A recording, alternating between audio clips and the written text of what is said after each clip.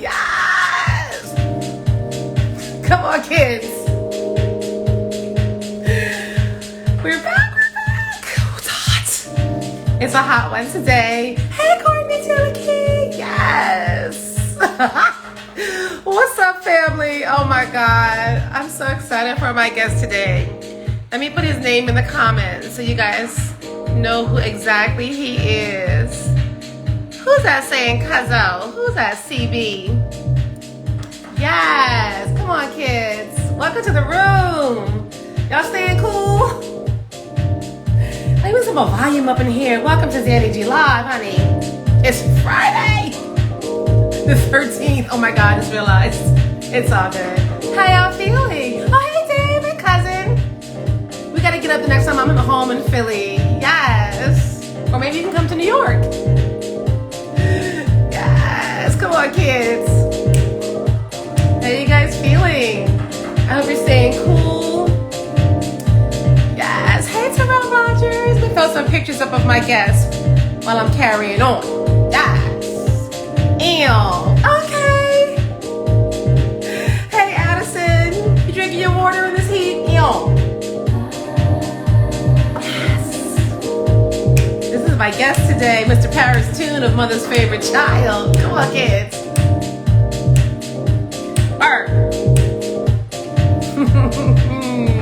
My handsome friend Paris. Yes. How y'all feeling? Come on. Yes. He will be joining me in a second. Woo! It's a hot one today, kids. Come on in the room. Yes.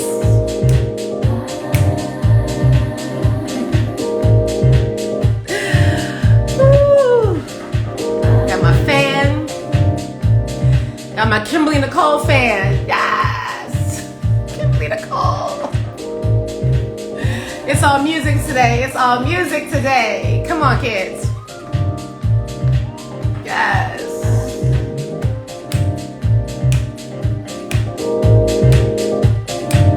Love it, love it, love it. Welcome, welcome. Happy Friday. What else we got here? Yes. Okay, come on. Work. Mr. Paris Toon, kids.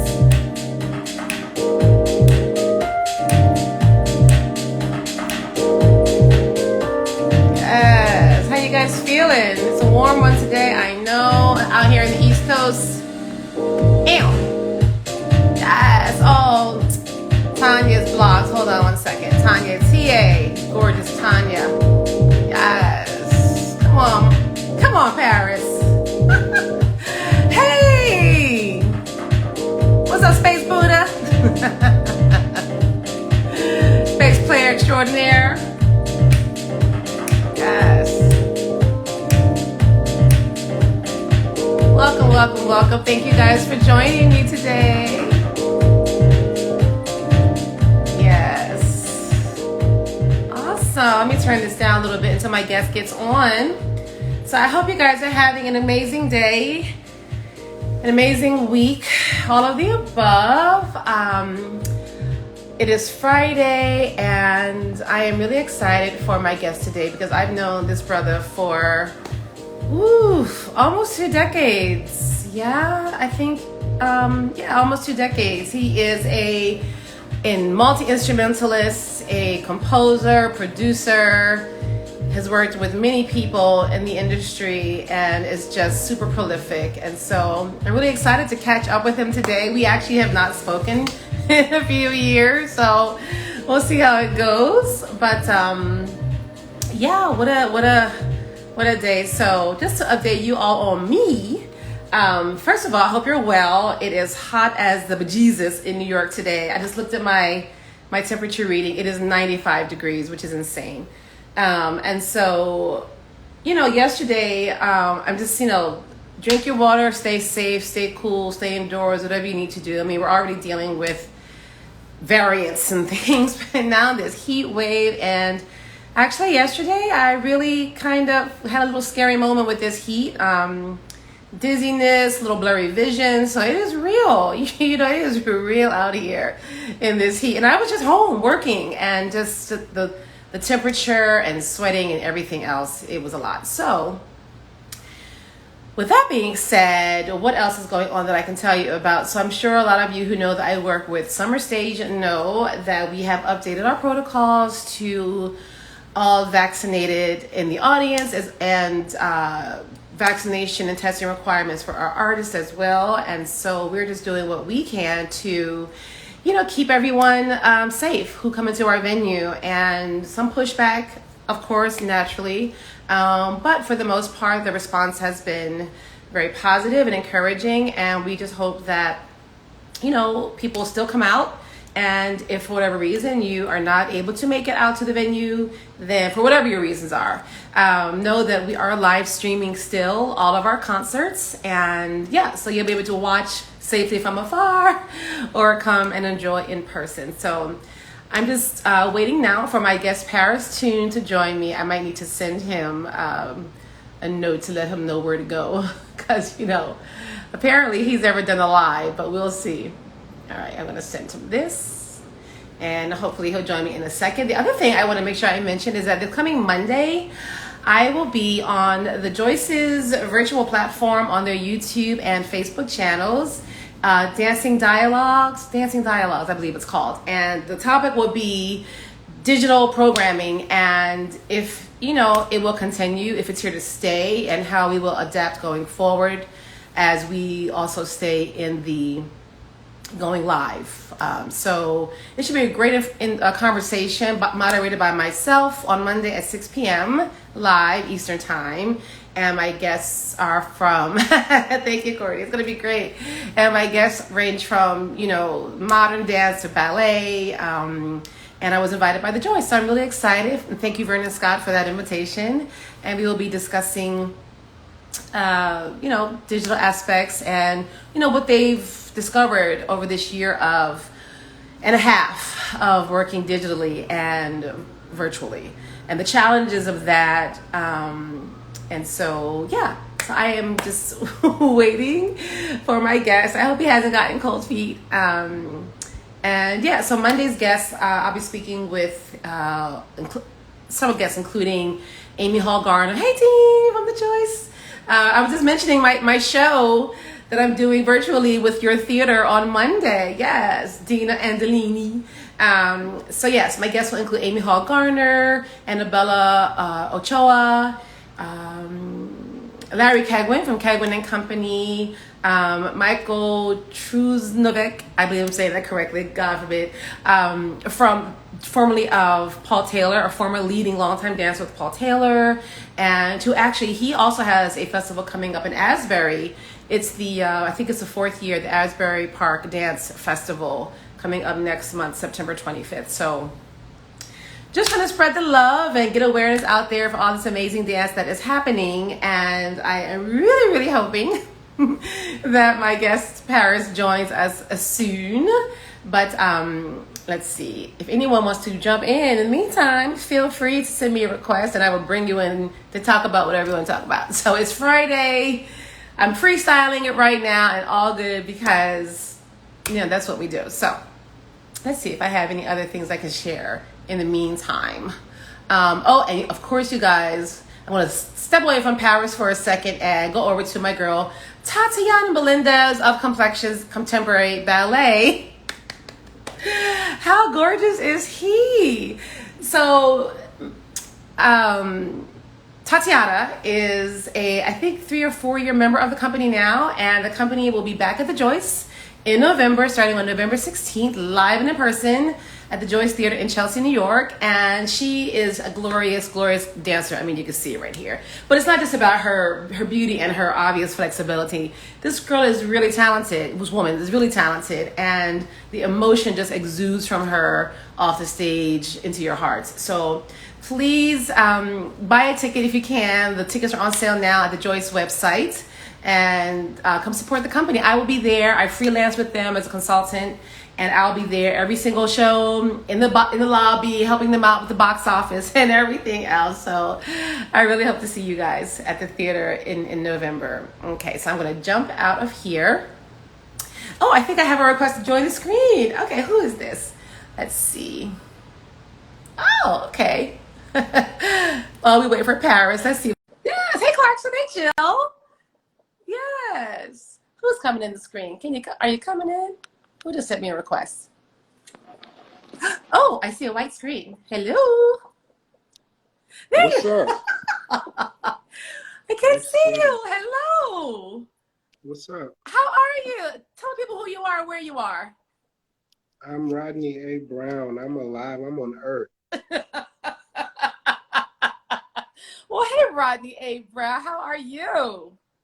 Look, how you doing? I'm good. I'm just sitting here vamping until my guest shows up, and I'm thinking, thank you for jumping in and spending a little time with me. How have you been?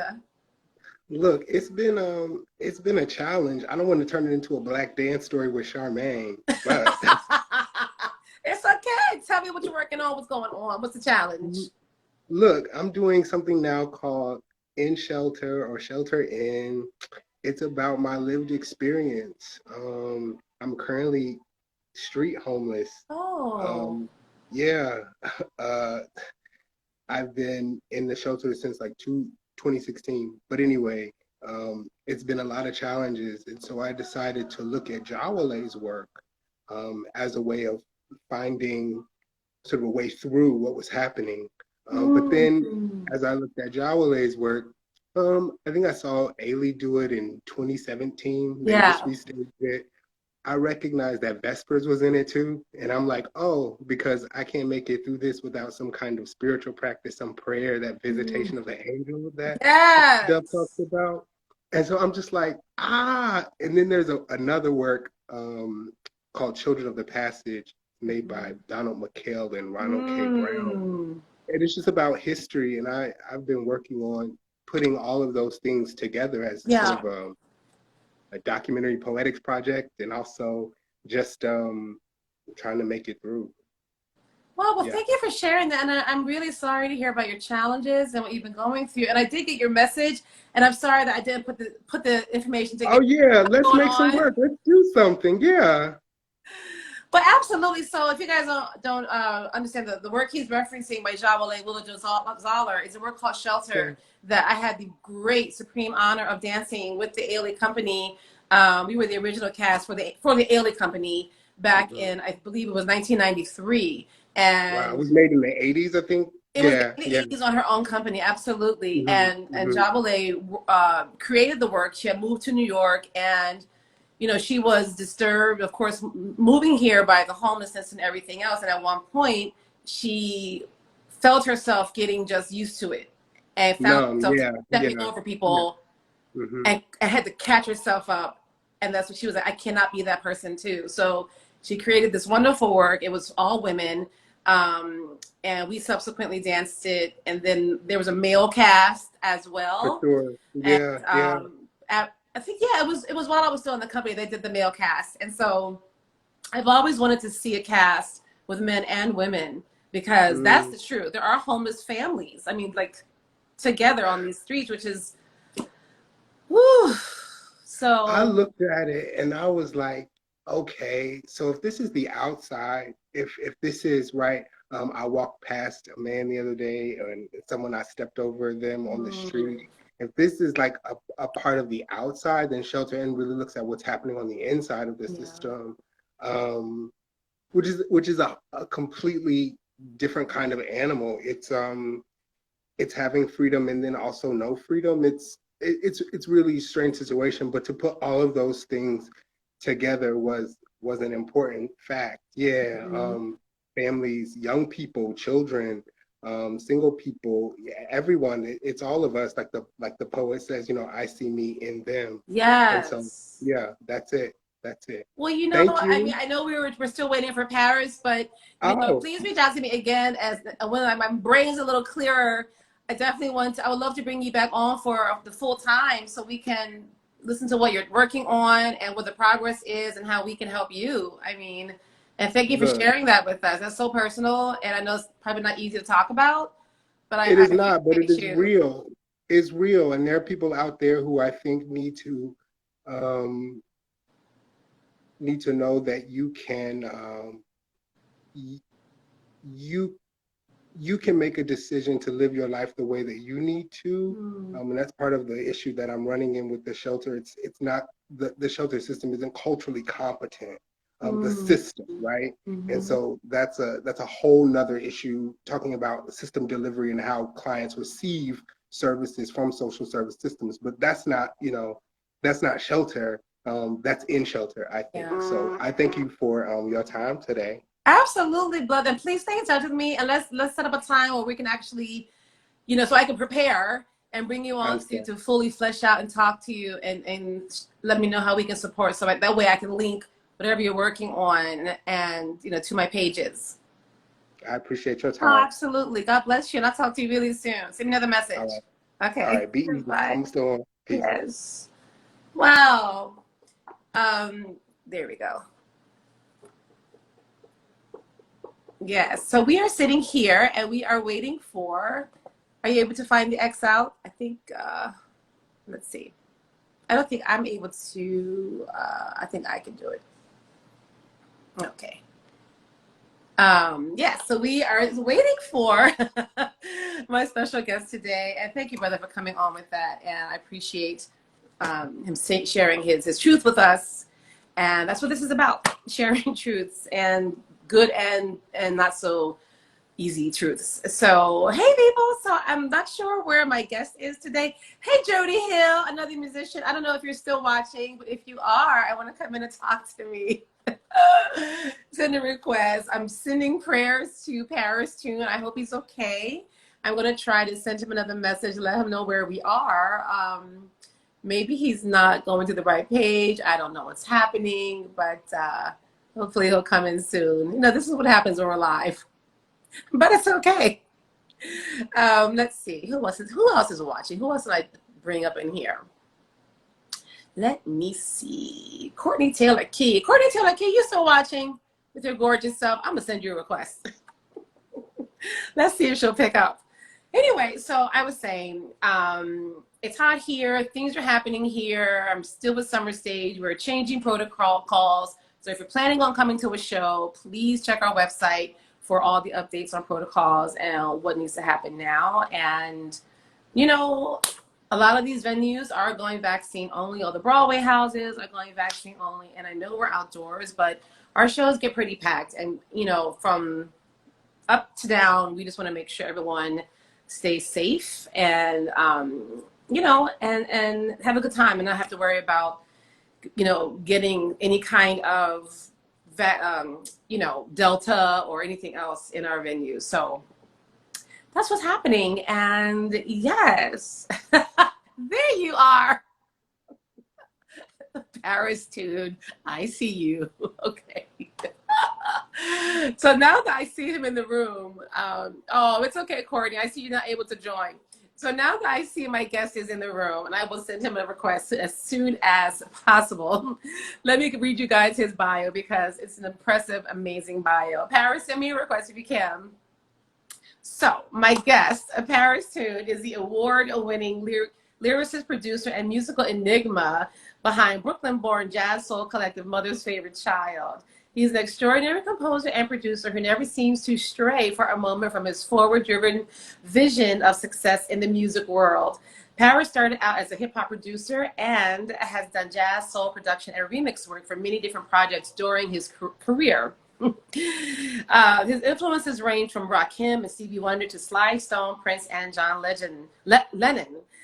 These influences make themselves evident in his compositions and many of the lyrics he writes. As newer artists over the years came about, Paris's inspiration grew in even broader directions while still holding firmly to musical pioneers from the past. His writing style has taken the genres of soul, jazz, and R&B to a level unfamiliar to most, provoking intense curiosity and appreciation for the next phase of soul music, which I definitely want to know what that next phase might be. And with these inspirational forces embedded in his spirit, Paris has set out on the mission to push mother's favorite child to the front of the music lines. Yes! So let me go and see if I can bring him in now. Hey, Lou. All right. Invite. Yes. So it should be great. Just freestyling. Oh my God.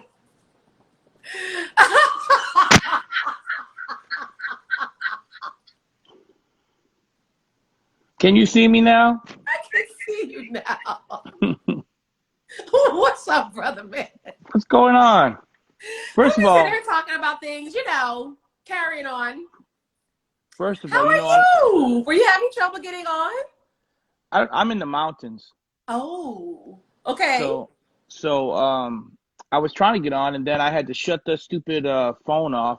And then when I shut the phone off, I shut the Wi-Fi off. I was just like, see, this is why producers aren't supposed to be getting interviewed. We're just supposed to be behind the scenes because we don't do this stuff. Well, it's okay, man. I'm so glad that you have taken the opportunity to do this with me, even though I know you're an enigma and behind the scenes man. But can I Yeah. first say you look good? I love the glasses. It's so good to see your face. Oh, thank you. These are David Foot. I know it's been a minute. I've been stuck in the house for like 2 years now. This is crazy.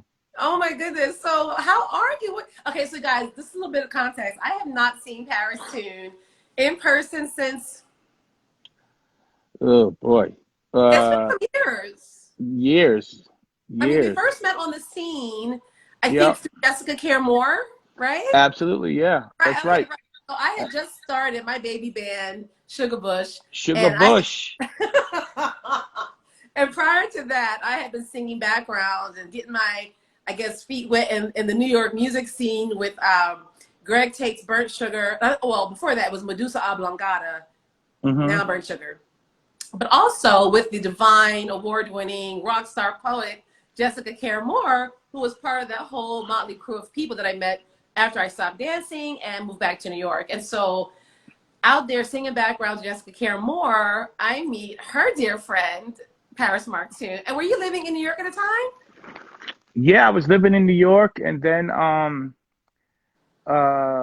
we started doing shows at like I think like Baby Jupiter. We did a show together, CB's Gallery or CBGB's or whatever it was back then. SOBs. Those were the times, man.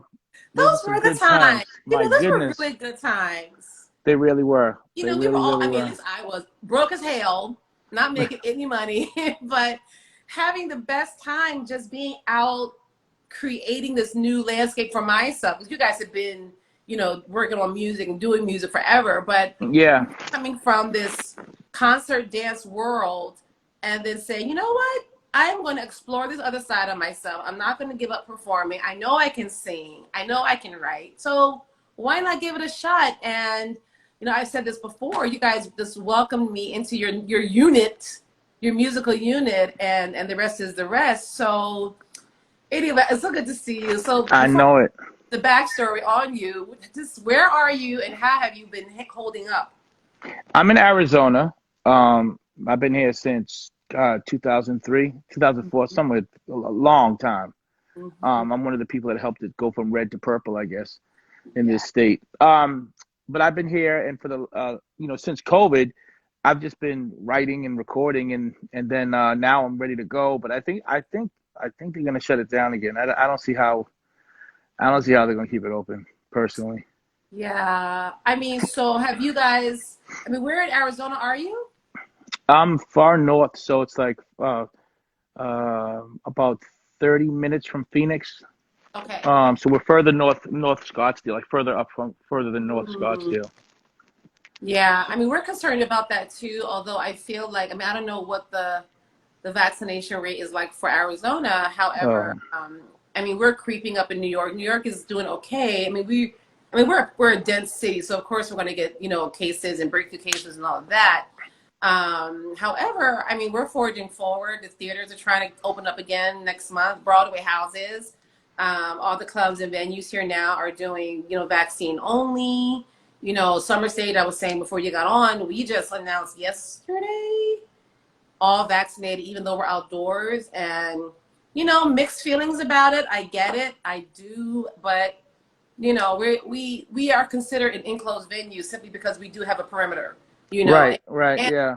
yes, it's open air, but it gets packed in there and people can't necessarily socially distance. I And so, Yeah, I think I think that they'll be okay with the country being open, but I think they're going to go back to capacity situations, and that's got, what's going to hurt a lot of the promoters because you have to be at least at 75% to make money to do yeah, shows, at least for the indoor clubs. I do festivals, so my festivals are overseas, but right. Australia's still not open; they're not opening yet. Mhm. Italy's not doing any shows this year. Switzerland, so it's like so for Europe right now, it's only the UK. Mm, So, we were all, chasing whichever cities or states were open in America, like Florida, Georgia, Texas, and all the states that were open for us to go sneak and do shows at. The numbers aren't looking so good now, mm, Florida, Miami. So, but we'll see. I just want people to get their yeah, shots, their yeah. I mean, shots. we're already talking to artists for 2022, and I mean, look, all we can do is stay hopeful. I literally spent the last 2 days, well, mostly today, since we made all these adjustments back to some restrictions, like literally emailing all of our artists, because that's my position Yeah, at the festival, and just trying to answer whatever questions I could, people's concerns, of course. I had a situation with one of my dancers 2 weeks ago at my dance show.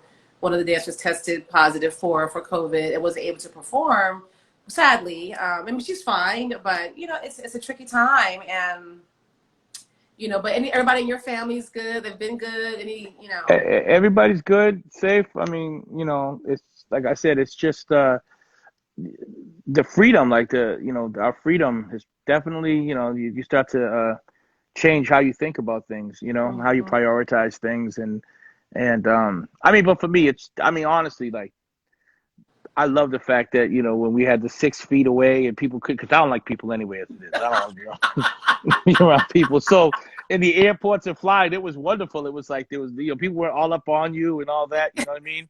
So being able to like people, I'm like, wow, this is pretty sad because my lifestyle really hasn't changed. I don't go out. Right. I never go anywhere. I'm in the house or in the studio, so I'm not really.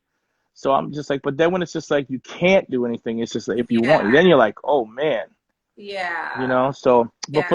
for me, it really hasn't been outside of just the mental, the mental Yeah. aspects of things. Other than that, it's my lifestyle. Yeah, I'm I a mean, I shunning. definitely know it's been hard for a lot of people, the mental aspect. I mean, I'm good. I mean, yes, I love people. I mean, I have my days where I'm like, I mean, but I love going out. I love being out around people and seeing people and talking to people and everything else. But, even when we first started going back even into the festival, those first couple of shows, it was overwhelming to like be around that many people. Even Yeah, going out to a restaurant the first time, I definitely had a moment of like, I still do this for a little bit, just anxiety. Like I feel it in my chest. Like there's that, just that stress of what if, just trying to stay as safe as possible. But all that aside, we're here to talk about you. We're here to talk about your music. We're here to talk about your family. We're here to give drop some jewels for the folks listening. And so, because it's been forever, I probably need to be re-educated on all things Paris Toon. Give us the rundown on uh, little Paris, young Paris, growing up, your inspirations, your family oh life, boy. and yeah, all of that. Yeah. Uh, well, growing up, I knew I wanted to do music, which is kind of bizarre to me because a lot of people, when you meet people, you think that everybody knows or knew what they wanted to do when they were younger, and a lot of people didn't. So I don't Mm, understand like that whole talking to young kids like, oh, I don't know what I want to do with my life. Whereas I was like, how can you not know? Like, cause so as an artist, um, you wake up having the need to do it. Like there is no like it's not about the money, it's not about the fame. It's like this is something that I have to do. It's almost like an addict. It's like you wake up and you're like, I have to write, I have to yeah. create, I have to, you know what I How did mean? you know? Like, at what age did you think this is what I'm doing? And what brought you Uh, to that step? Like, did you see four. something? Was it in your family?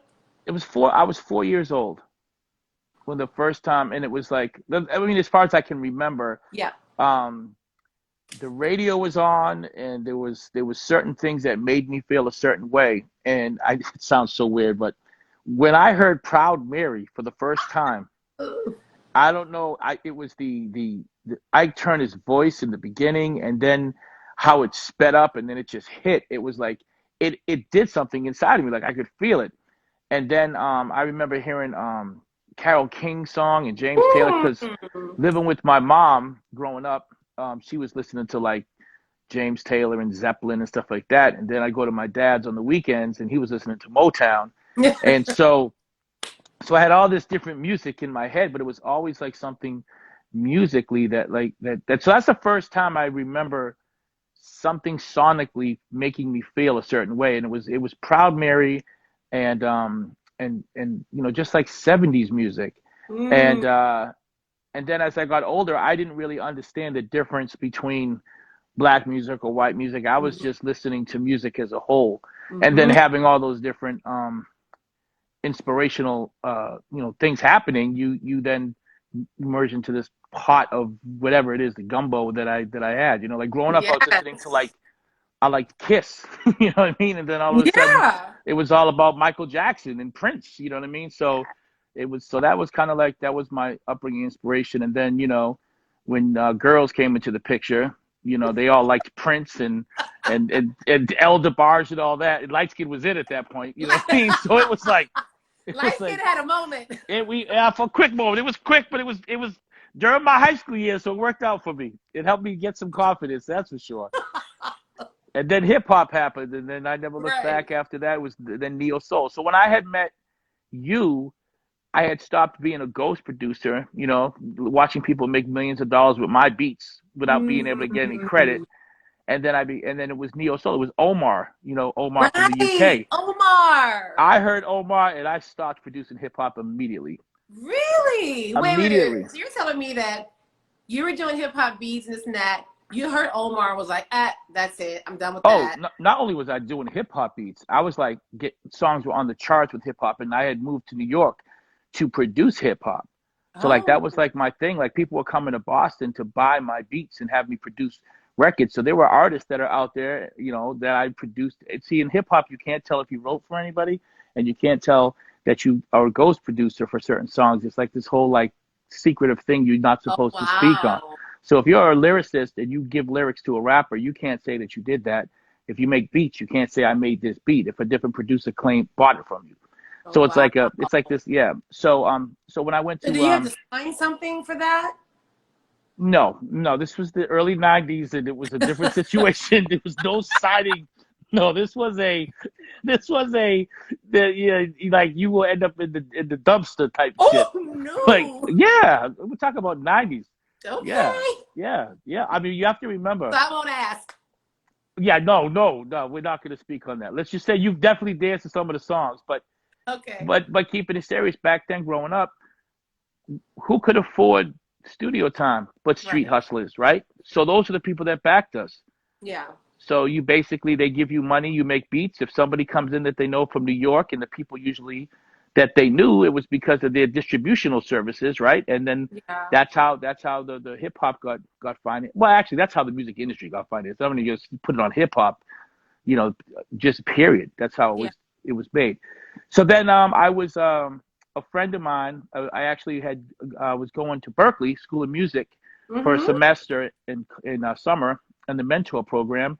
And this girl that I was talking to, she was from London, and she was playing this record, and I was like, I knew it wasn't old because I know all the 70s music, but it was like had that feel, and I was like, who and what is this? And she's like, oh, that's Omar. You don't know Omar?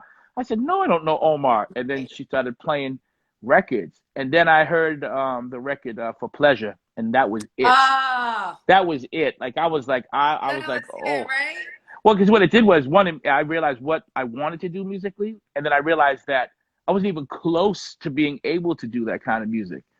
So then it inspired me, to be able to try to do that. But Prince was the beginning of writing and getting that after hip hop, and then even before. But yeah, it was Omar. Everyone always thinks Prince is my biggest influence, and I'm like, Omar is probably the biggest influence as far as me switching genres, but Prince Yeah. was just my biggest influence as a creator. But Yeah. yeah, Omar. Even still today, when I hear his new stuff and his beats, I'm like, Oh God yeah. dang it, man. I'm like, what in the hell? Like, why can't I Yo, get this? for real. Like I've listened to Omar forever, and we presented Omar. Was it 2 years ago? I believe. Oh, you know what happened? We were supposed to present Omar, and then there was some snafu with his visa. Yeah, he had it. Yeah. Oh, we were so. But I did get to meet him. He did show up, but it was like Mm-hmm. the day after his This thing, show yeah. happened. And I did get to meet him, but what? Oh my God, what a voice! But I want to go back though to Young Parrot. Do you remember the first song you wrote and what it was about?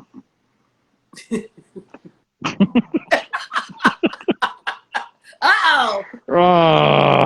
Do I Come even on, really want to Paris. say this? It is the worst title of all time. I love it. I don't even remember the verses. I just remember the title. It was called Pink and Purple Dominoes Are Falling. I was on some like Vanity Six bullshit. Okay. Oh, just writing shit to try to get girls. That's all I was doing. That was it. Yes. Yeah, that was the first song. And so, That like was, in high school, were you performing in your high school? Like, did people know you had this musical talent? I was a, oh God. Why are you trying? You just trying to really bring it out of me. I feel like I'm talking to Oprah right Yes. now. People need to know these No, things. nobody wants to know these Yes, things. they do. Okay, so I was really like I used to write poetry, but I didn't know it was poetry. I was just writing letters to girls. And I was so lame in junior high school that, remember those pens that changed colors? You could flick the thing and it would go from like red to blue to green. You remember those pens? Okay, so I would write poetry and I would change the colors to put codes in there. I would do like highlighters with unks and shit, and then Oh my God. doodles. It was I like would just cry. silly shit. So then what happened was I would write these letters to these girls, right? And then Yeah. they started liking me. So then my boys were Dang. like, "Yo, write me a letter to this girl." So I said, "Yeah, I'll write it, but then you have to write it in your own handwriting so that they know." Right. So then I started writing stuff like that. And then back then, all the boys were rapping. I wasn't no rapper. I was like a breakdancer. I was like the pretty boy that stood up against the thing. I Oh. wasn't trying to be all that DJ and shit. And so I had bought a sampler and a keyboard, like put it on layaway for like a year. It Come took me on, like a year to layaway. get. Oh my God, try to get an MPC and take back then a couple $1,000s was a lot of money. You Yes, know what I mean? it still is. Well, especially when your parents are like, rap? What's rap? What's hip hop? What are you talking about? That's a fad. That's a Right, fad. right. So I was trying to make beats because I wanted to do music like Prince. And then my boy had a record deal. And at that time, LL Cool J's Show Me Love was a big hit. And they was like, Paris knows how to do this Prince shit. He knows how to do this love stuff, right? So they're like, yo, can you make me a slow song? So I said, yeah, cool. And then I was listening to his album and I was listening to all the samples and Marley Marl and shit. And I was like, let me try to do some sampling shit. And so I had did like 4 tracks and they rapped on them and stuff. And when they went to the label with the songs, they were like, who is this producer? And at that point, I hadn't tried hip hop. I was literally like just trying to learn how to do a chord. But with looping, taking other people's music, I could do that. And then they gave me a record deal. I think I was 15. So they were, Wow. yeah. So people don't know like but I come from hip hop. So if you like go to Boston and you go to like the Boston Public Library, they have the Hip Hop Hall of Fame. Then they have the playlist from the radio stations. Half of those playlists are my tracks. You know what I mean? But back then, yeah. But it's the rappers. But like I mean, I grew up with Benzino and all Bobby Brown and all like Boston's a very small community of black folks, Right. especially back then in music. Yeah. But yeah, so that's pretty much the one. When I got into music by accident, as far as like in the industry, because of rap music. You know what I'm saying? And I didn't make no money in it other than making cash from selling beats. Yeah. What I learned about the industry at an early age is whatever advance you get, don't ever expect another check again in your life. I learned that in the 90s real quick. I learned it real Okay. quick. So wait a minute. So again, because it's been so long and I'm confused. Were you born and raised in Boston or New York? Yeah. No, I was born in Boston, raised in Okay. Boston, and then I moved to New York because that's where the the music mecca was. And right when I moved there, I was moving out there to be the new hip hop producer. And then I said I heard Omar, and then that was it. Yeah. Everyone thought I was crazy because I was like, they were like, no. I'm like, no, I don't want anything to do with hip hop. They were like, what do you? Plus, at that time, hip hop was getting kind of weird. Remember when hip hop had that weird moment? It was kind of like when like everybody was wearing sparkly clothes and like, you know what I mean? It was like there's like the last day of Tribe Called Quest. It was like everything just got really strange. Yeah. So, and I wasn't really into 90s R&B because they were sampling and things were out of tune and not pitched right. And you remember, when everyone was singing and dancing with Timbalands, everybody, you know what I mean? So, so the neo soul thing, the Maxwell and D'Angelo, that was kind of, I said, this is what I want right here. I mean, that was it still is. I don't know what to call it now, but it still is such a great musical moment. And I mean, similar to your story, I mean, in my house, we listened to Philly soul, right? The Philly sound. Yeah. It was all like LaBelle and Earth, Wind and Fire, Rufus and Chaka Khan, and on and on. And then when I went to my high school, which was predominantly white, then I heard like, all the Van Halen and the Led Zeppelin and la la la la. So when I started finally like really honing in on my sound, the influences of those two things coming together, right? I mean, I liked my sound. Well, and you know what else is crazy too? Like, so coming from Boston, I had Berkeley. So the musicians that came out of Berkeley ended up being like musical directors for like Usher and just like everybody, right? But then when I moved to New York, and having the musicians like that you had, you know what I'm saying, that were in like you, I'm not gonna say throw any names out there, but you know what I'm saying, they were like we were just like all just like trying to do it, you know what I mean? And then it's just like Swiss is on with who and Kirk, and it's just like it was like what? I mean, right? Yeah, it was great. That's our crew. It was great, and it was just like, and then like my band, like I had my bass player, it was like Mitch, and then he's Chris Brown's MD, then Charles I have a list of a who's who in your band, the people that they've worked with. I mean, obviously my girl Tanya T.A. Oh, Tanya, yeah. Now is out there singing with Sister Sledge and her own project. Look, we miss Tanya out here in New York. But John Blackwell, who's worked with Prince, Tyrone Chase, Brian McKnight, Jeff Lockhart, who's worked with Michelle Deguacello, and people that have worked with Justin Timberlake. Liv Warfield. Oh, I love me some Liv Warfield. Yeah, Liv is probably, so Liv's background vocalist, Saida Wright, who also sang with Prince, and Ashley are on all like my recently released records. Liv Warfield, who I have not produced or gotten to work with, like she's one of those artists. Like when I hear her, I'm like, I'm not worthy. I have to step my game up. Like I have to come up with something better because like this is a true story. I literally heard one of her songs, Mantra.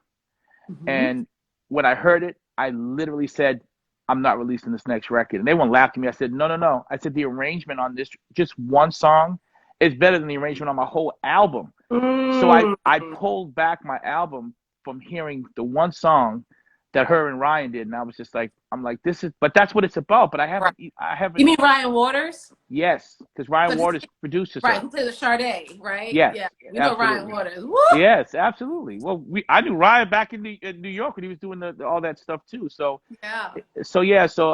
and I missed that. Like I missed that.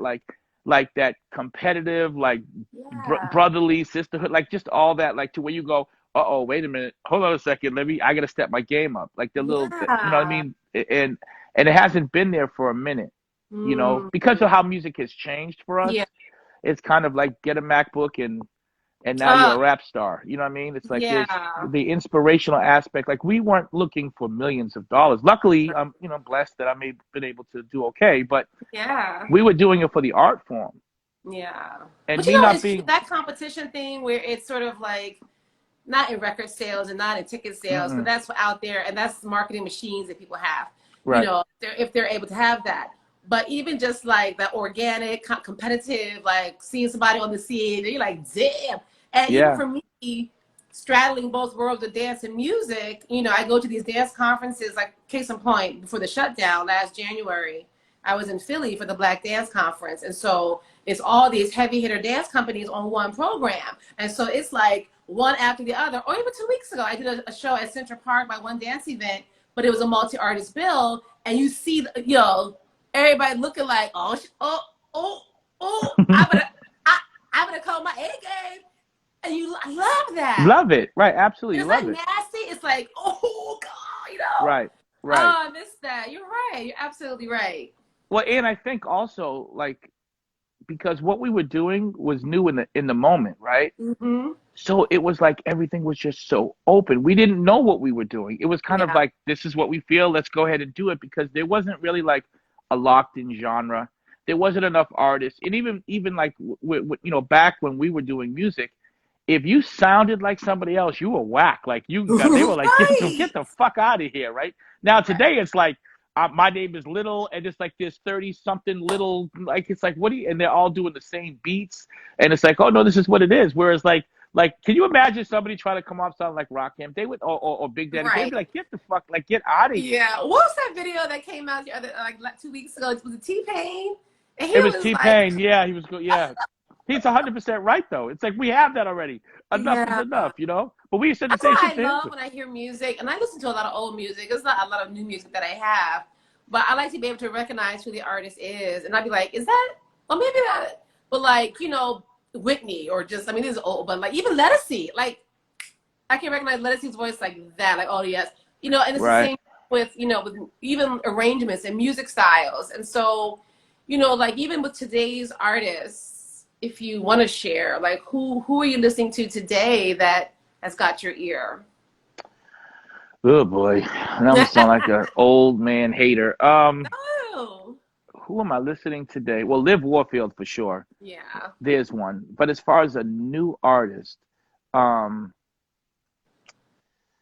I can't think of anybody whose album I recently have downloaded that is new. Mm-hmm. Um, but there are some good artists out there, for sure. Well, see, it's hard for me because, like, for instance, like Bruno Mars and Anderson .Paak, right? We listen to that music and we're like, oh yeah, you know, it's like it brings us back to that roller skating rink, you know, 70s Yeah. vibe, and it's great. But it's sad because there are bands and groups out there. I forget the guy's name. Who's that crazy white boy that be singing, making them banging ass beats? But he sings like in his bedroom, like with his shirt off in a bathrobe. Oh my God, you mean Mark Rebier? Yes, him. Wait, first of all, it's crazy that you're saying that. We have him tomorrow night at Summer Stage. Oh, okay. He is literally performing tomorrow. Okay, so what I'm saying is, so if someone would have shown you a picture of him Right. and then and didn't play the music and just showed you, just played him just screaming out, you'd look at him and you go, who is this crazy ass white, like, what is this?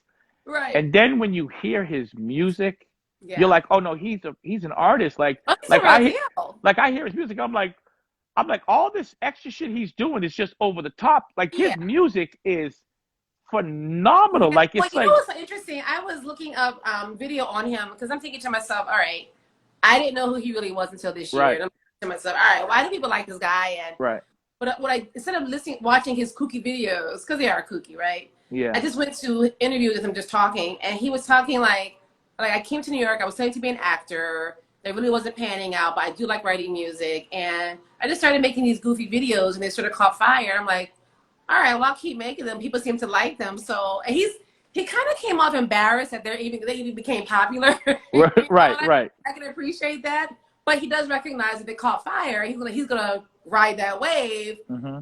But he's extremely talented. I'm really Yeah, curious to see him live tomorrow and see, because those are his videos, like in his little thing. I'm really curious to see how he performs live in front of people, because he's going to be in the bill with the Brady Watt and DJ Premier. yeah.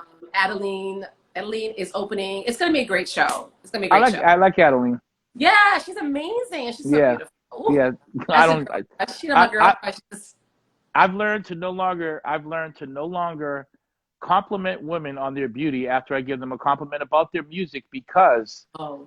I don't want anyone, you know what I mean? Because it kind of waters down the aspect of them, you know, because it's already that whole like, oh, she's a good female musician. No, she's a good musician, Period. whether male or Right. female, like, you know, That's right. period. And Yeah. so it's like the fact that she's pretty is just, you know, frosting on the cake. You know what I mean? It's Yeah. the eye candy thing. That's great, but don't take away, like Alicia, the bassist, you know, it's a beautiful girl, but she can go, you know. So, but yeah, so what I heard now, I will say one thing that will be interesting for me is there's a lot of great, I'll say, we'll call them IG 59-second artists, meaning they can hold my attention for 59 seconds, but can they actually make a full song? Can they actually perform on stage? Right.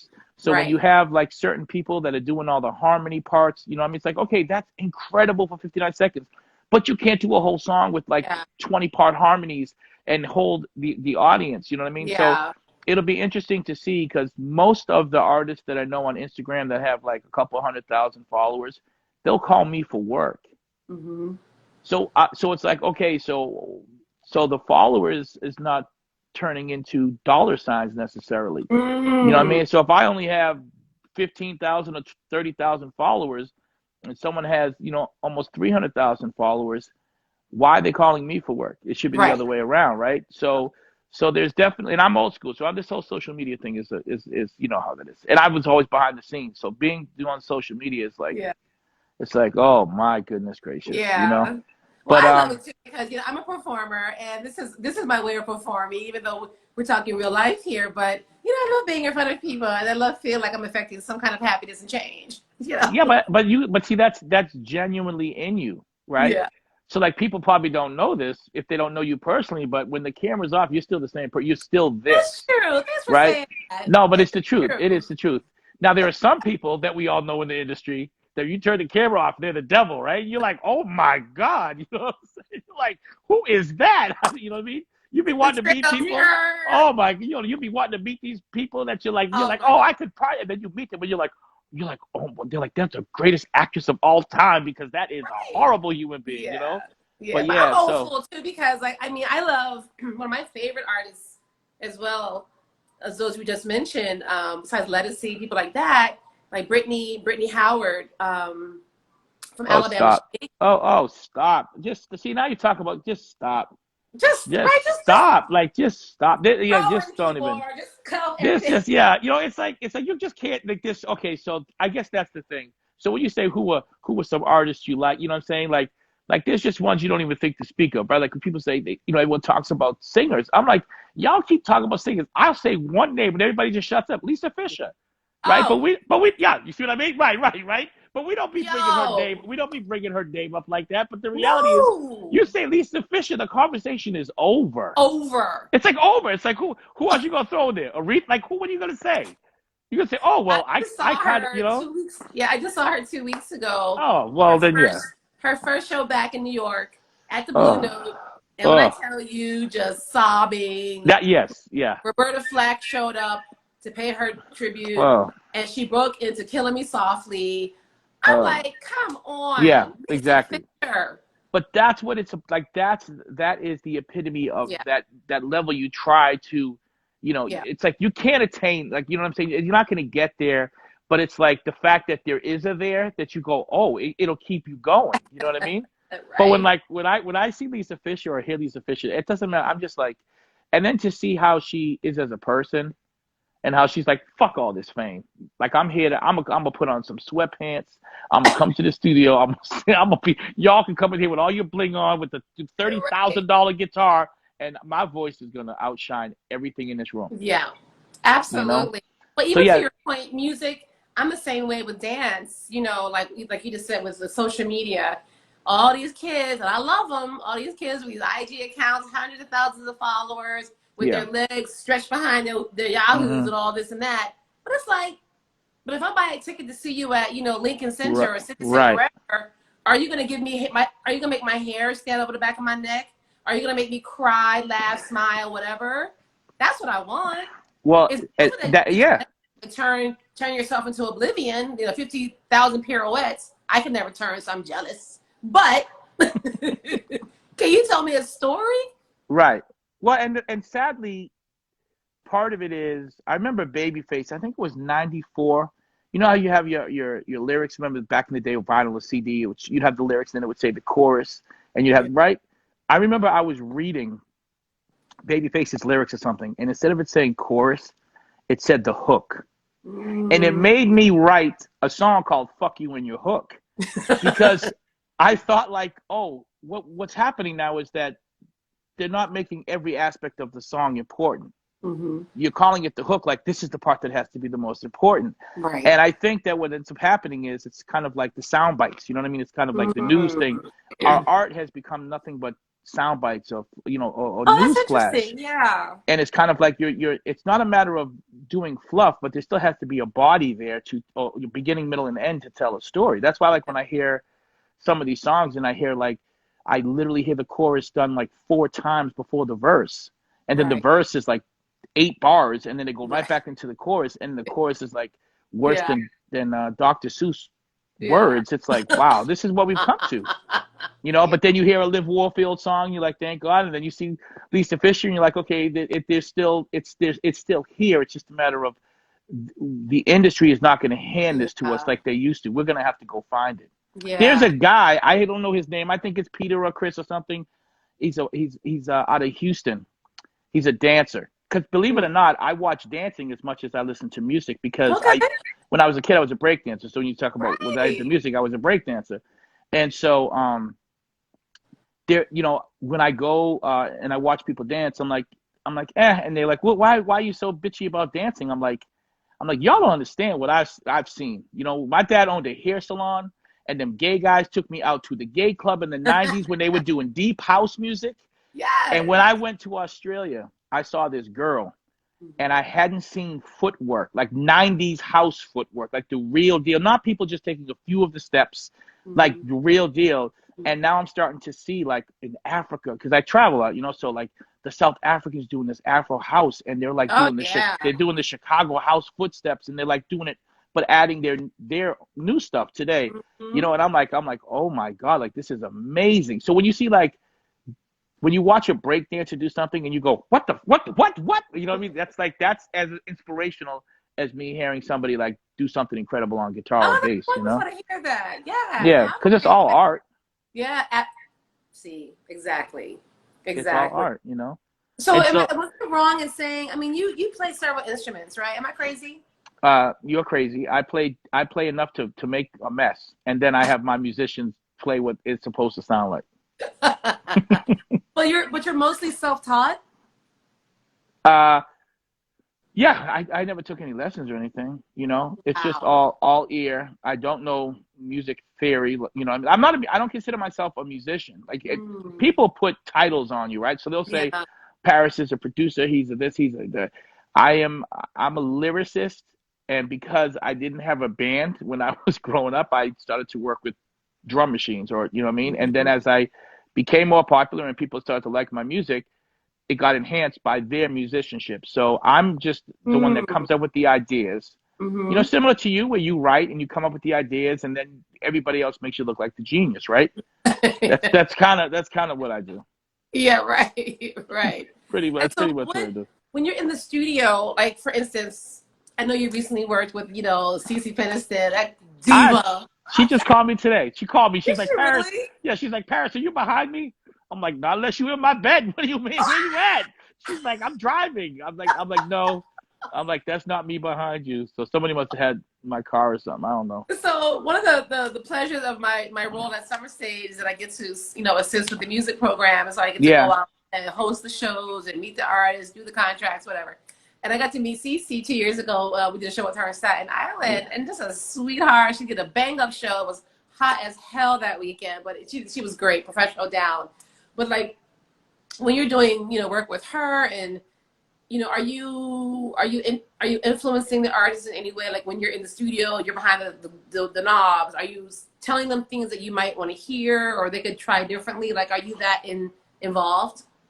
I was brought up that I was supposed to be like James Brown and Prince, so I'm 100%, 110% power tripping. This ain't right. So I'm the guy that makes these artists that people love get insecure sometimes, because they're like, what the fuck, you didn't like it? I'm like, no. I'm like, I'm not your fan. I'm not a fanatic. I'm the producer, the songwriter. Like, it needs to be, I need to believe what you're singing. So like when we did, I did a song called Sick. You should look it up. For Cece, it's a ballad, right? And she wasn't getting it. So she's just like, Cece, she's like, fuck this. I don't know. She comes out the booth. She's like, Paris, I need to talk to you. So I'm like, oh, she's gonna be whining bitching. So she sits down. She goes, I need the whole goddamn story of what this song, who it is, what it was, and what you really going about. I don't want to hear about the words. Tell me the story. Yeah. And when I told her, I started like tearing up a little bit because it was like I had written the song like maybe 3 weeks earlier. So I had told her, and then she goes, I got you. And she went in and she nailed it. Like she nailed it. And Tanya wrote the melody. See, what people don't understand is like Tanya T.A., who was it's like a sister to me. And we have this love-hate relationship. I love her, she hates me. That's pretty much all my relationships with my singers, right? Yeah. But like people don't realize like that as much they see Tanya up there. I call her the female Flavor Flav because she's like the hype person, always jumping around like a jelly bean, right? Yeah. But they don't even know that these songs that make the Billboard charts that I write and stuff, she's the one that's writing these melodies. Wow. So I'll write the lyrics, and then she'll look at my lyrics. She'll cross stuff out and put them in, in format for a thing, and then she'll write the melodies, and then I may have other people, work with harmonies and stuff like that. But like to truth be told, Tanya is like the glue to my songs because we come from the same influences. Yeah. So when I'm writing something and I'm trying to make a mysterious line or something, she understands what it is that I'm saying. Yeah. And she understands that I come from the Prince and the Rakims and Omars.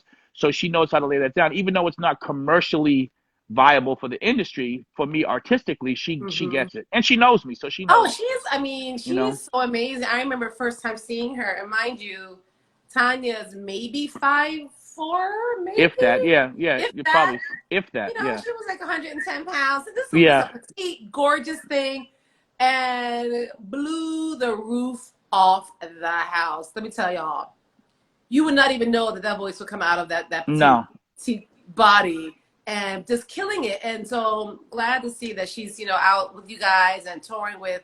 I know she was with Joni Sledge before her. Yeah, she's with Joni and Debbie. Yeah, and then Joni passed on, but glad to see she's still doing that. And I have my own little sister Sledge. Well, these sisters be splitting up. I'm with this version. She's with that version. Yeah, exactly. I don't even get into that. I live here, so I've had them on my track, Reflections of a Disco Ball, which was released. Yeah, and that's Debbie and Tanya on the backgrounds, and then Cece redid it with Tanya and Debbie and Whitney on the backgrounds. But yeah, that whole like We Are Family thing, I always be saying to Tanya, I'm like, how y'all gonna have the anthem of families and like. You know what I mean? It's like they got the En Vogue thing. It's like, it's just, you know what I mean? So, and I'm sitting here like, okay, this has been 100 years going on. And I thought that if at all it was going to change is when Joni passed. Yeah. And then when it didn't, I was like, okay. I mean, they're growing through it. And, from what I, know from Kathy, they're sisters. And I love them both. Oh, yeah. Like, I love them both. You know what I mean? Like, you know what I mean? But family is gonna be family regardless. That's exactly. Speaking of family, tell me about you have gorgeous daughters. You don't have any sons, right? You have all girls, right? Oh no, I have a mini-me. You do? Yeah, and he just told me this week that he wants to be a writer. I said, oh God. It's like, why? I didn't realize you had a son. How old is he? 21. Oh my God, where have I been? Do you living? Oops. Living? I think I just focus on your girls. They're beautiful. And how are your girls doing? How old are they now? 22, 18, and 17. Oh, okay. So he's right in there. Oh my God. Yeah. I have to go back and look at some pictures. He's number 2. So yeah, he was born in he was born. Oh, the reason you don't know is because Jordan, my first, that was the only one that was born in New York, Brooklyn. And then the other ones were born in Massachusetts and then Arizona. So that's why.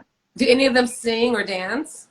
They can all sing and they can all dance, but I told them that is not. I told them that I will not help them at all whatsoever. And I told them that if it's really in them, they'll find a way.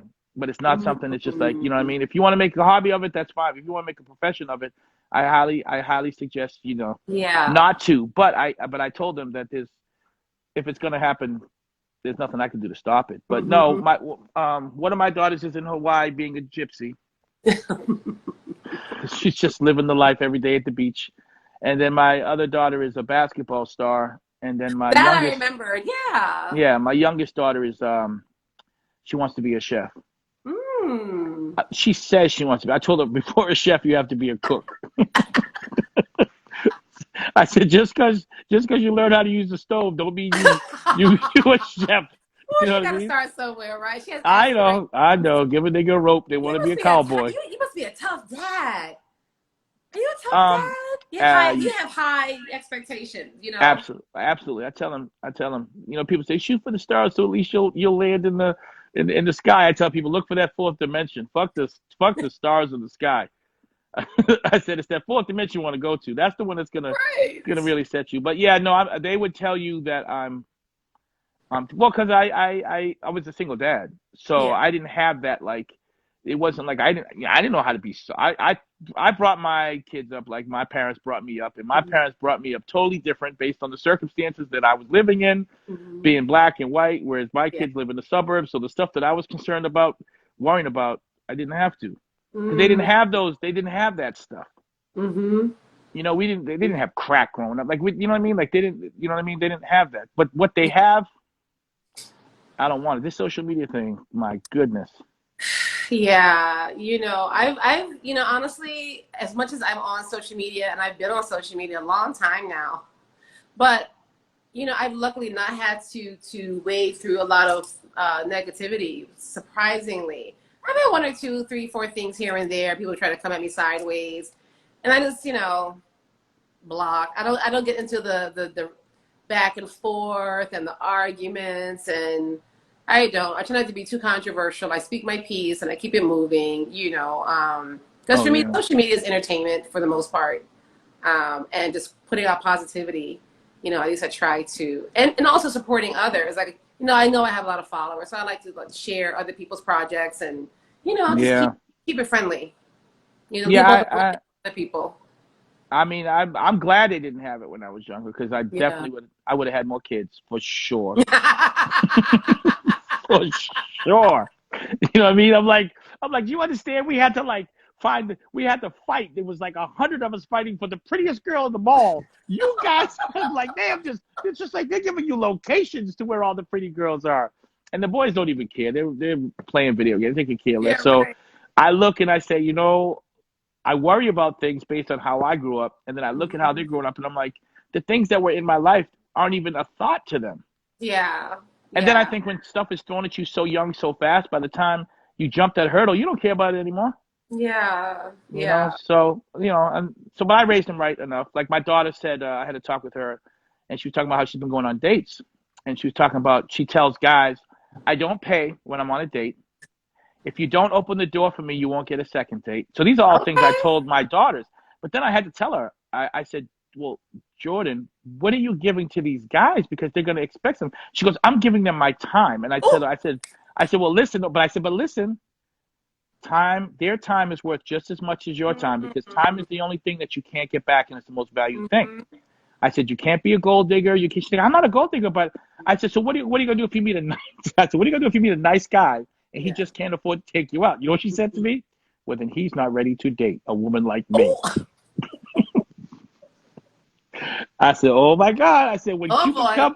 when Cupid come Well, and hit you, hey. no, when Cupid come and hit you with that lightning bolt, karma is a bitch. I'm telling you right now. I'm Well, telling you right speaking of now. dating, are you seeing anyone right now? Are you kidding me? I don't know. I know it's a coma. It's coma. COVID. Oh, That's what it feels like, right? I know it's COVID. But First of all, some of my friends have actually found love during this time. no, they found uh, convenience is what they found. No. Okay, we'll talk about this next year. Those people write their names down today, save it, and say "Conversation from Paris," and I want to see how that love is working out for them. Oh my God. I want to stay but You're stuck gonna in the get house. in trouble. No. Listen, I don't drink, never have. I don't do drugs, never have. Right. Mhm. So my thing was music and women. Mhm. I don't date in Phoenix at all. So Mhm. my lifestyle, especially with women, I'll be bringing girls home. I mean, you know what I mean? When I had the kids here and stuff, they're gone now. But Mhm. so my lifestyle's on the road. Yeah. You know what I mean? So if I date, it's like I meet somebody on the road, we hang out, and then I see them again when I go back on the road, possibly. So yeah, Wow. no dating. It's kind of hard. There's don't, you know, Yeah, I can imagine. it's So hard. the people, you know, so Phoenix, is it doing it for you in terms of the pool? Listen, first of all, there's nothing out here but Karen's daughters. Okay, that's number one. Oh my God. You're Okay, going to get me in trouble. no, I'm not at all. Number two, listen, we're having a conversation. I don't have a filter. We're having a conversation, right? I ain't even Okay, thinking about right. Instagram. Number two, um, it's a small circle of black folks, but there are a lot more coming in. So when you meet somebody that you think might be, oh, okay, and then you say, yeah, but you know, she's with such and such, such and such, such and such as well, and it's like, okay, well, like I tell people, I don't care what you did in the other state you came from. Once you get here, that's when it counts, right? So Right. it's like whatever you had in the past from California coming Yeah. here, you new to me. But if you've been Yeah. here for a few years, I come out, you know what I mean? So I'm like, no, I'm good, Yeah. you know. And who wants to be with somebody that's never going to be home? Yeah, well, you know, can make it work. You know, I Really, think you know, really, at this age, you know, John and I, you know, Boo Cat, you know, yeah. we live very independent lives. I mean, even you know, we work together occasionally because he's, you know, whatever. I'm not getting too personal, but you know, it works. It works for us. You know, he works a lot. He does a lot when you know in production, he's working long hours. We might not see each other for a week and sometimes a week or more because he's just working crazy production days. And I just feel like, you know, we live very independent lives, and I enjoy that. So I sense that you're similar in that way. But he lives in New York, Well, he's in Jersey. which is close. Well, it's a different world, but it's close enough, right? It's a So different world. it's a whole different world. It's like, A what? whole new I world. don't Yeah. understand that. I'm like, if you're gonna be that close to New York, why not just be there? Like, I don't understand. Although I will say, from what I've heard about real estate, I don't know why anybody's still in New York now. Yeah. Yeah. The real, like the how the what was it? The brownstone, or whatever I had over there in Park Slope Oh yeah. that I could have bought for 140,000 when I was living it. When I looked at what it sold for last year, I was like, 2 million. What? Yeah. Like It's crazy. it is crazy. I mean, It's things crazy. dipped, you know, during the pandemic, and I think that, but they're creeping back up again now that things are so-called reopening or whatever. But you know, but John's a Jersey boy, so he's from Yeah. Jersey, and that's his life. See, But we're talking this as an ambulance or police are going through by y'all. See, it's starting again, and it's really stressful, honestly, because for a while there, I mean, you would hear the normal level of like ambulances, maybe you know some yeah. robberies, whatever. But now they're starting to tick up again, and it's fear-inducing, I will say. Yeah. But even but getting back to the music, what do you hope is next for Mother's Favorite Child? Oh, first of all, where does that name come from? I wanted to ask you that. Oh, okay. So, it actually came from a poem, and so what happened was I was working on a new record deal. I was working with Soul Pocket, which you know them because of Eddie. Eddie used to Yes, sing him. Okay, so they Eddie used to. Calabria. Yes, exactly. So Eddie used to be in this group called Soul Pocket, Mm-hmm. and I had met him because I saw the band, and I was like, oh, I want them. Oh, I did something wrong. I hit a button. I want them to sing There you are. some of my songs, right? So a friend of mine owned owned a merchandise company, and he made T-shirts and posters and stuff for all the record labels. Mm-hmm. And we were just having a meeting one day, and he said, "Man, congratulations on your deal." I said, "Thanks, man." He said, "So what are you gonna do? What's the name of the group?" I said, "I don't know." He said, "Well, what are the names that you have?" I said, "Well, I was thinking about calling it Fat Bottom Lip because I was thinking funk I shit, remember right?" that. And then I was like, or maybe God's favorite children, or mother's favorite children, a child. And he just said, "If you name it Mother's Favorite Child, I'll give you a merchandise deal right now." Because he said I'd be able to sell T-shirts. He figured I'd be able to sell T-shirts. And if Really? you remember, when I first started, I had T-shirts at Baby Jupiter. They would sell out in like that night. They would sell out, Yes. right? So and I didn't even have a CD out yet. I remember you had Oh a my CD, God. right? And I didn't even have one out yet. And then when MP3.com came out, then we started making CDs and stuff. Oh Matter of my fact, God. do you Yeah. know I still have your ADAT masters? Oh my God. Oh no, seriously, your masters. are with my masters in storage. Literally, Are I you have serious? I swear to you, the Sugar Bush album, the actual studio masters, I have them.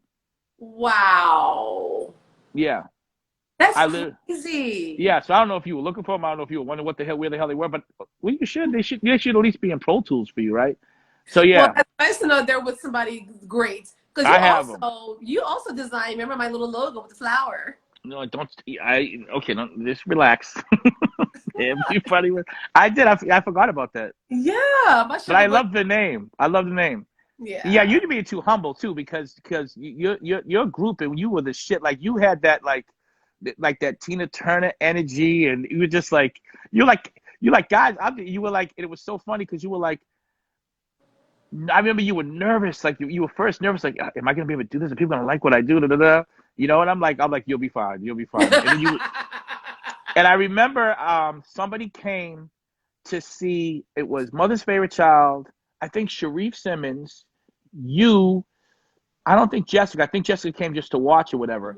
And people from Sony came to see Mother's Favorite Child. Mhm. And so after the show, they were like, yeah, Sharif was nice. They said, we already know Mother's Favorite Child. We sent it to them. They said, but who is Sugar Bush? Really? Yeah. Her name was Jamie Schwartz, and she was working with Oh, I remember that. yes, and she was working with a famous artist booking agency at the time. Yes. And she was like, Paris, you need to lock into to that girl. They were Yeah. like, Sugar Bush. I said, oh, that's Danny. They was like, yeah. And I think it might have, without, I don't remember, but I think it was like one of the first times that we had worked together. Yeah. Because the first time I think I went to see you, I met you you weren't performing. We went together. We met at a show where Dig Deep was playing. Yes. And that was the night I met Tanya. I saw her performing, and then I took her from Dig Deep. Right. And Shindig was upset with me. I'm like, bro. Oh, yeah. Oh, he was upset. I was like, bro, I'm not telling her she can't play Yeah. with you. I'm just saying I need her on some of my That's stuff. right. And then like a week later, she was like in Mother's Favorite Child, playing on stage in Boston, nervous. Yeah. She was nervous. I'm like, why are you nervous? She's Yeah. like, Oh, I she's so didn't. Oh, fast. she really is, and she's such You a know, good person too. I do miss. I gotta say, I do miss. Singing with Sugar Bush, and it was just as an indie, individual band leader, all of it. It just became too time consuming and expensive to do it all by myself. But no, I listen. We had a good run, and We, I'm not saying never. I'm not saying we won't ever again. I did a show, a couple months before the shutdown, actually. And it was amazing. I had a great time. yeah, At the bitter end, just right downtown. And it was packed. And the energy was amazing. And so I was like, so we'll see. I don't know. But, life is life. And yeah, but yeah. it's different. So like for you, see, for me, the reason I like those times so much is because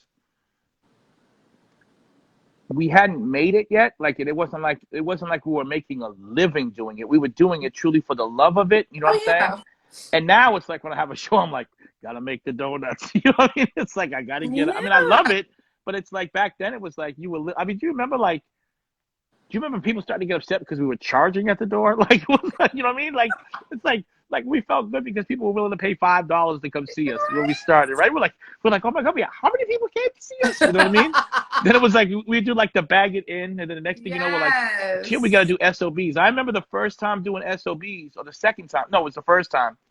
We get out the van, and it's me, Lydia, Tanya. We get out the van, and there's a line around the corner. Lydia. Yeah, Yes. Lydia would say, yeah, and I was like, there was a line around the corner, and I'm like, oh shit, I'm like, we gotta go to the back door, and I'm thinking, like, I don't know who these people who are in their line for. So when I get into SOBs, it's like packed, and I'm like, who the fuck is playing tonight? They're like, you. I'm like, no, but who else? They're like, y'all. I was just like, what? Right? I was like, that was like the first time where I felt like, oh, and then from that show at SOBs, we got the House of Blues tour, and when we played with Donnie and Kindred the Family Soul, you know what I mean? Like and they Yes. sent us out to the different House of Blues, and that SOBs gig was the one when I said, oh, like we can do this. And D'Angelo's manager came down, and he Yeah. tried to take my Japanese guitarist because they wanted an Asian guy in D'Angelo's Yeah. band, and I was like, you can't have him. But yeah, it was like that was the beginning of me saying, oh, I can do this. Like Yeah. this, like there's enough people that this will actually work. Yeah. And then nervous breakdowns happen, and then you have to start over. Yeah. So do you guys, we're about at the, 4 or 5 more minutes before I have to let you go. Okay, But cool. thank you for this. And this has been amazing. And I'm so glad we got a chance to catch up and see each other's faces. And I know. hopefully actually in person soon. But what's next for you guys? I mean, I know you're working on new music, putting out stuff. Yeah, Any this live fall. shows? Yeah, well, Europe. I mean, we just canceled all of August, September. We're probably going to cancel all this year in Europe, Mm, because nobody wants to go over there and get sick. yeah. So we're now doing spot dates here. So I'm doing some shows at Robin S. and Adina Howard. We did some stuff, and so. But for Mother's Favorite Child, we have the festivals next year in the UK. So Hmm. we have some shows with it's kind of crazy. Like it's Brand New Heavies, Incognito, Soul to Soul, Omar, and Mother's Favorite Child. Yeah, it's crazy, right? Oh my Yeah, God. so we have two big soul festivals next year with them, and then we'll just do spot dates wherever else. But yeah, so Nice. as far as music, it's always the same thing. We're in the studio recording. We release records. Nobody wants concept records anymore. They just want singles now. You know what I mean? So it's Yeah. kind of like, so what I'm doing is I'm re-releasing all my discographies that I took off the internet. I'm re-releasing with new distributors and going to vinyl. Nice. So, Nice.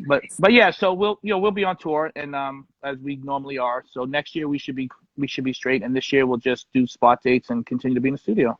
Well, I Nothing can't changes. see it in person. I hope I can make it out to one wherever it is. And your website, MothersFavoriteChild.com or IamMFC.com. yeah, if I have that link to my link tree, if people go to that, did that lead them to everything else?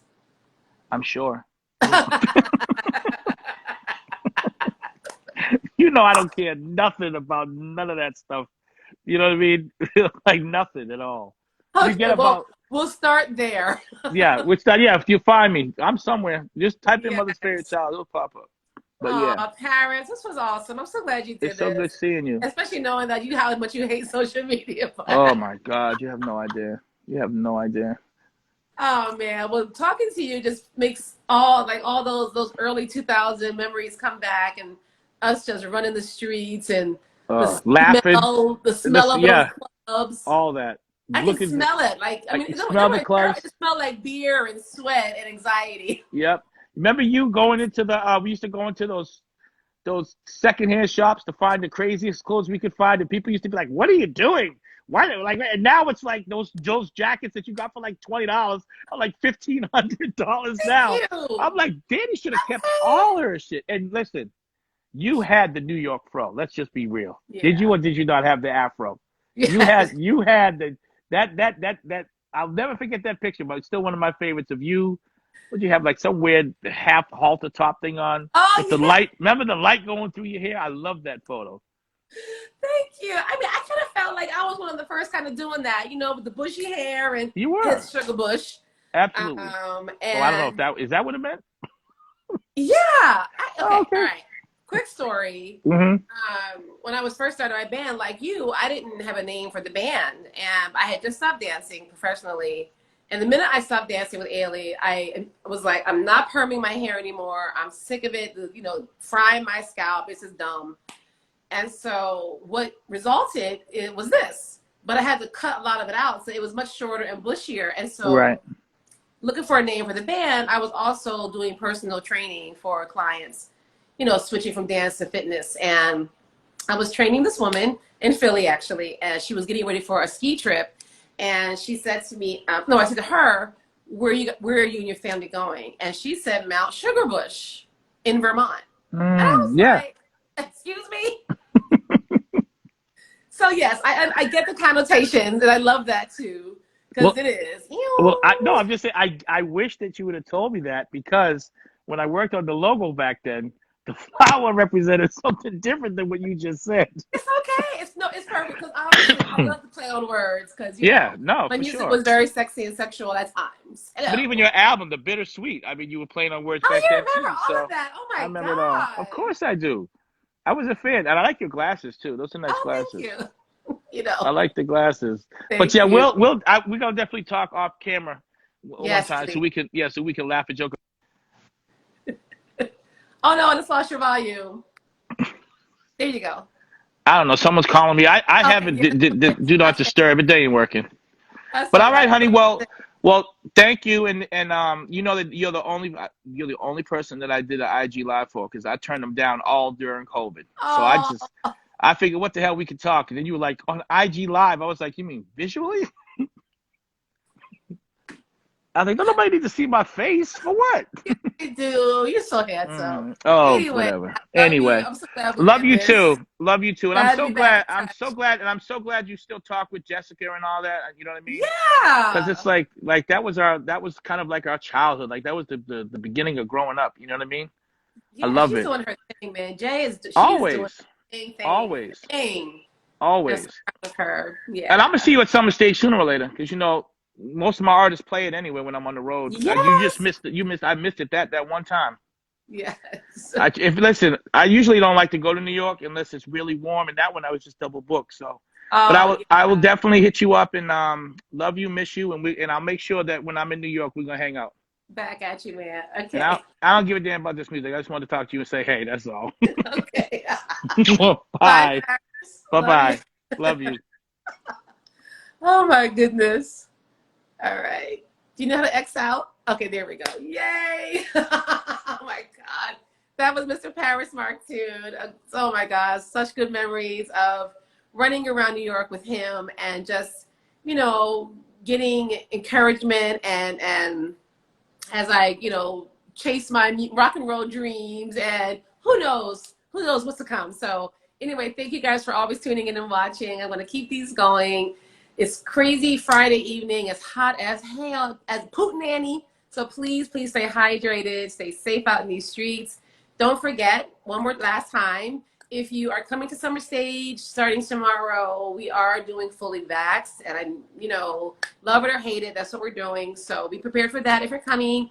If you can't make it out for whatever reason, we're live streaming as well. And please tune in on Monday on the Joyce's Facebook or YouTube, where I will be moderating dancing dialogues, speaking about this digital life and is it here to stay. So anyway, I love you guys. Have a wonderful weekend. If you come to Central Park and I get to see you, please say hello. All right, bye bye.